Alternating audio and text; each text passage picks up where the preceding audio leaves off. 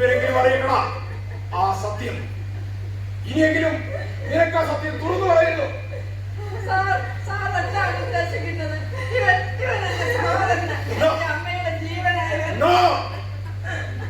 ഇന്നലെ അറസ്റ്റ് ചെയ്ത അശോകനിൽ ഞങ്ങൾ ശാസ്ത്രീയമായ തെളിവെടുപ്പുകൾ പൂർത്തിയാക്കി. അതോടെ അവനല്ല യഥാർത്ഥ പ്രതിയെന്ന് ഞങ്ങൾക്ക് ഉറപ്പായി. രാജീവ,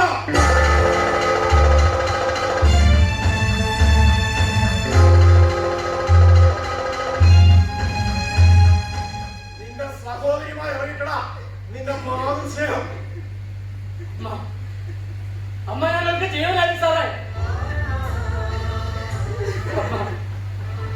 അമ്മ എന്തായിരുന്നു? ശക്തിയായിരുന്നു. അമ്മ കൊച്ചുമകന്റെ ക്രൂര പീഡനത്തെ മുമ്പ് കയറിയപ്പോ എനിക്ക് സഹിച്ചില്ല സാറേ. അമ്മയെ നോവിക്കാതെ വേദനിപ്പിക്കാതെ ഞാൻ പറഞ്ഞു. ആ കിടക്കിലെങ്കിലും എന്റെ അമ്മ സമാധാനത്തോടെ ഒതുങ്ങിക്കോട്ടെ എന്ന് ഞാൻ ആശിച്ചു. അതെ ചേച്ചി, നമ്മുടെ അമ്മയുടെ സന്തോഷമല്ലേ നമുക്ക് വലുത്. അല്ല, നീ കള്ളമാണ് പറയുന്നത്. നീ ചെയ്ത കുറ്റം മറ്റൊരാളിൽ ആരോപിക്കാൻ നീ നടത്തുന്ന നാടകം. രാജീവ, നീ ഒരു കൊലയാളിയാണ്. അല്ല, എന്റെ അമ്മയ്ക്ക് രക്ഷപ്പെടാൻ ഞാനൊരു വഴിയൊരുക്കായിരുന്നു.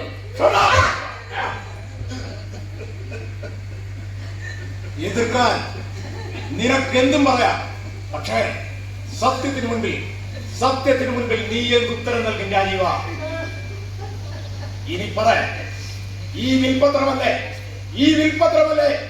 നിന്നെ കൊണ്ട് കൊടുക്രൂരത ചെയ്തത്?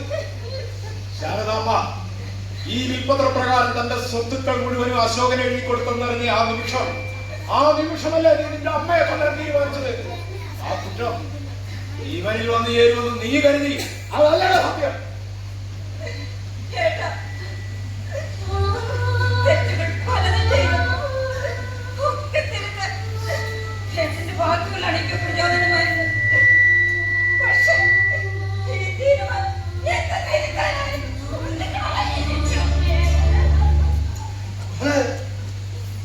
നീയാണ് ശരിയെന്നും നീ ശരിയാക്കുമെന്ന് ഞാൻ വിചാരിച്ച ഞാൻ വിട്ടിയായി പോയല്ലോ. എന്റെ ചേച്ചി ശാരദ അവൾ പാവമായിരുന്നില്ലേ?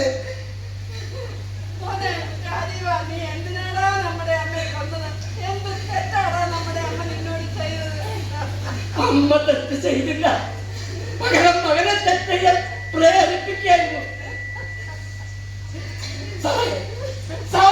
സത്യം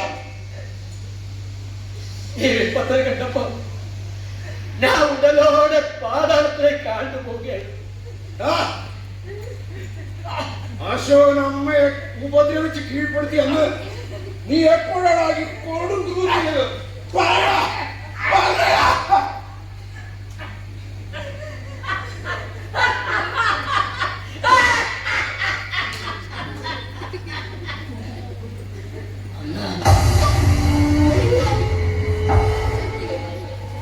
അന്ന് ജോലി കഴിഞ്ഞ് മടങ്ങിയെത്തിയ ഞാൻ എന്റെ അമ്മയ്ക്കൊപ്പം കുറെ സമയം ഉണ്ണിയപ്പം വേറെ ഇഷ്ടമുള്ള അമ്മയ്ക്ക് ഞാനത്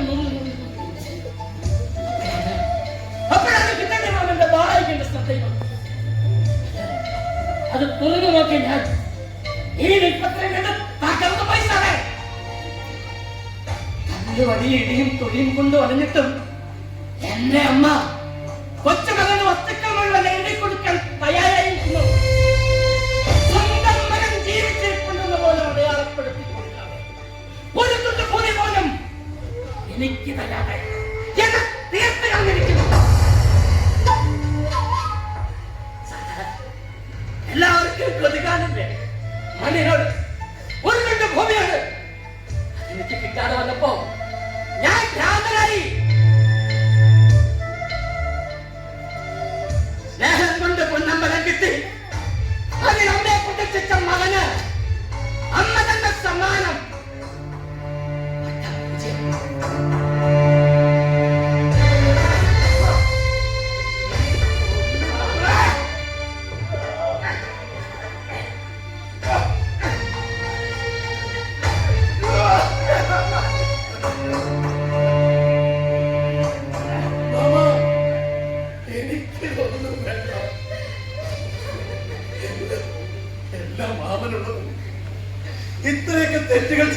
മുത്തശ്ശി ശിക്ഷിച്ചത് ഈ സ്വത്തുക്കളുടെ എല്ലാം ഉടമയായി.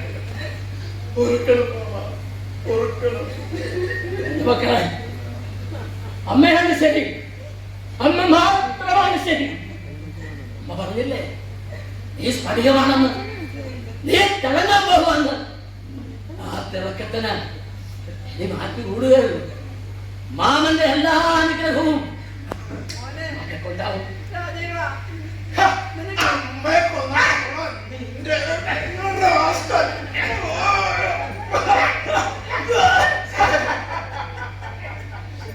ഒരു പൊട്ടൻ ചോദ്യമായി കരുതിയത്. ഞാനല്ലേ ക്രിമിനൽ, ഞാനല്ലേ കൊണ്ടുവന്നവൻ. ഞാൻ ജയിലിൽ പോകുന്നത്, ഞാൻ ശിക്ഷ അനുഭവിച്ചു.